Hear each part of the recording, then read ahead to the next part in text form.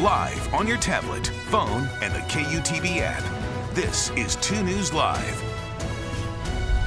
Thanks for joining us for 2 News Live. I'm Heidi Hatch. It is Thursday, Sept 21st, the last full day of summer. We're going in depth tonight on YouTuber Ruby Franke and Jody Hildebrandt, the very latest in this child abuse case, and how Governor Cox is now responding to it. Before we dive in, though, we want to give you a look at what is making headlines here in Utah tonight. First up, the U.S. Department of Education saying it has now finished a sexual harassment compliance review of Alpine School District. They say the district discriminated against students based specifically on sex by failing to respond to reports of sexual assault specifically by employees and students. Also in the news tonight, Candace Rivera, the well-known advocate for human trafficking, appeared in court today.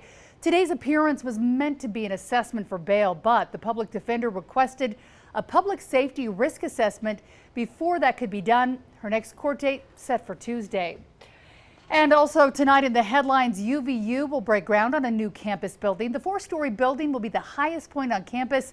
It'll also provide much needed space for the university's engineering and technology programs. And here's something fun. National parks all around the country will be free to visitors this Saturday for National Public Lands Day. Utah has 5 national parks that will be free of charge if you'd like to go. And as we go in depth tonight, you can always get in touch with us during the newscast. Use the hashtag 2NewsLive to join the conversation. You can also find me on Facebook, Twitter, or Instagram, TV Heidi Hatch. Send me a direct message and weigh in. Well, it is the last full day of summer. It's kind of rainy, cloudy, snow at the peaks of the mountains, and this is fun for you because it's your birthday and you love a good weather day, Sterling. I do love a good weather day. We've actually got one more full day of summer. So tomorrow's fall too. All right. Tomorrow's still fall. It doesn't happen till just after midnight, early Saturday morning. So there you go.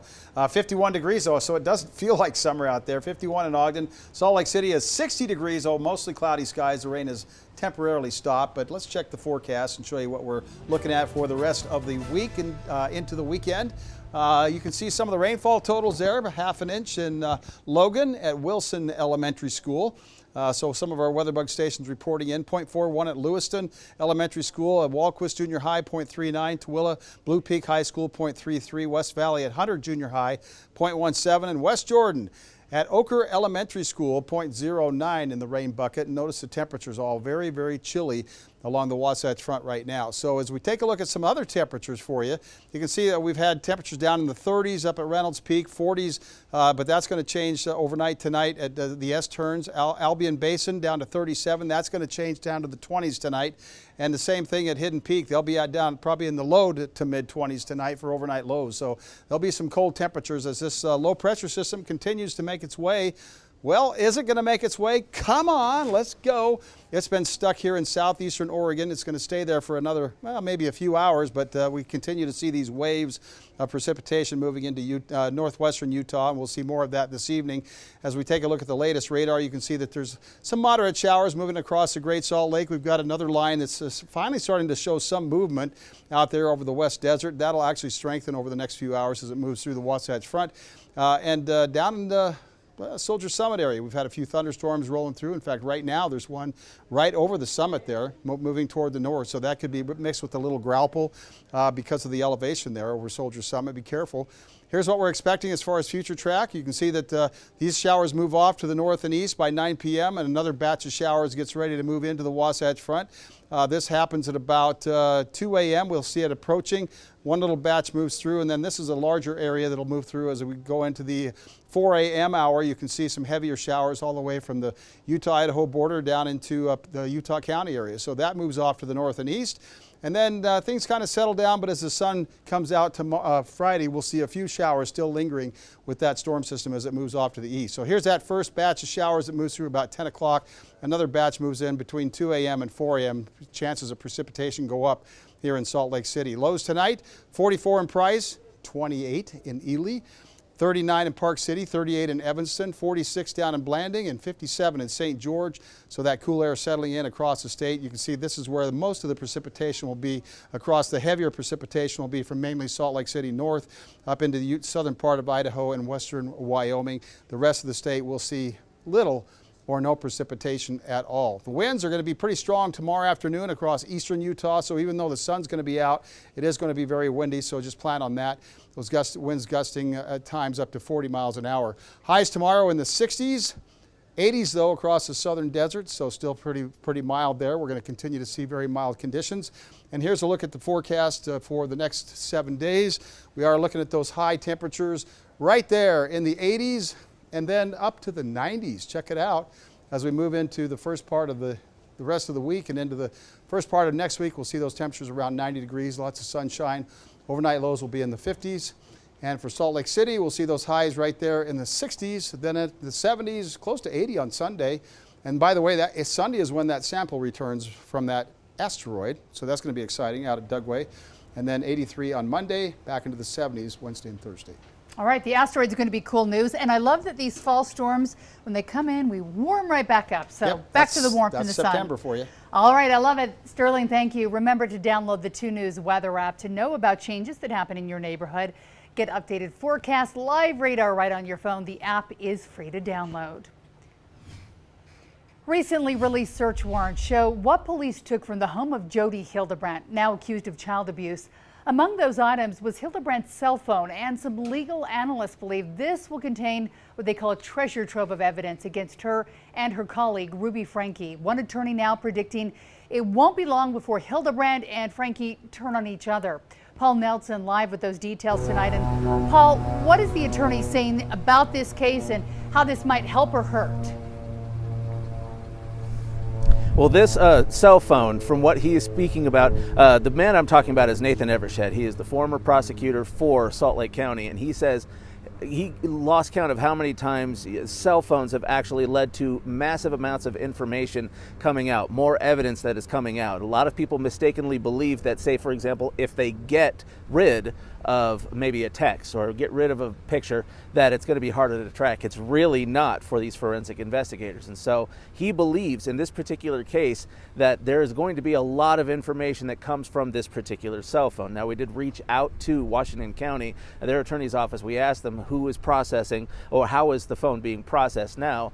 Do you believe more additional charges could come up? And we did not receive a response to those questions. However, Evershed says that if there is any evidence that Jody Hildebrandt or Ruby Franke tried to delete any of these pictures from the phones, that rises to the level of obstruction of justice, second-degree felony. So if that is if there's any evidence that that happened, it would not be a surprise to see the Washington County attorney adding additional charges on top of the child abuse charges that they're already facing. Now, did he give you an idea of what they'd specifically be looking for on the phone? You mentioned photos, but did they also look for texts, emails? What are they after? It could be anything. It really could be social media posts. It could be videos. It could be literally any kind of message or emails. Just they do have to kind of sparse out what they're looking for on the phone, but at the same time, they write it broadly so that they can kind of look for any particular thing that's out there. Now, here's the funny thing.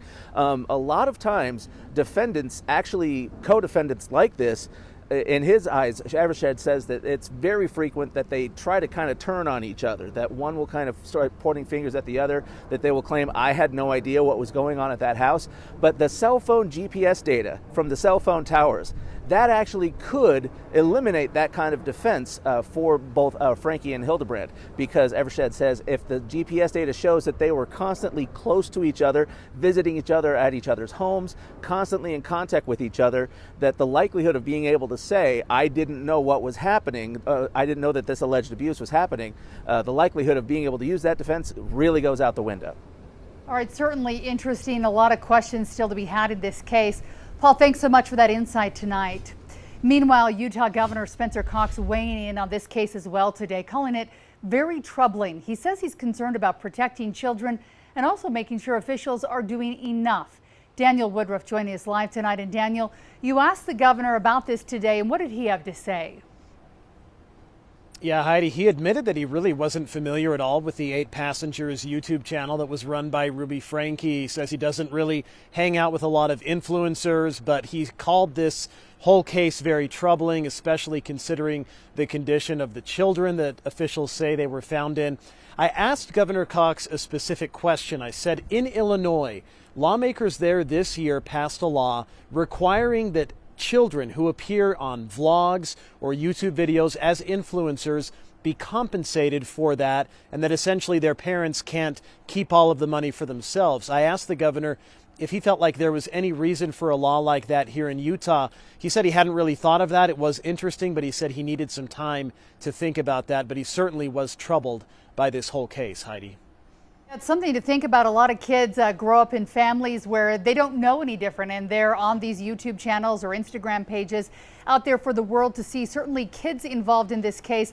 The governor had a busy day at that news conference, and there's been a lot going on in the news that he was asked to comment about. Anything else that stuck out to you today when you were in that meeting with the governor?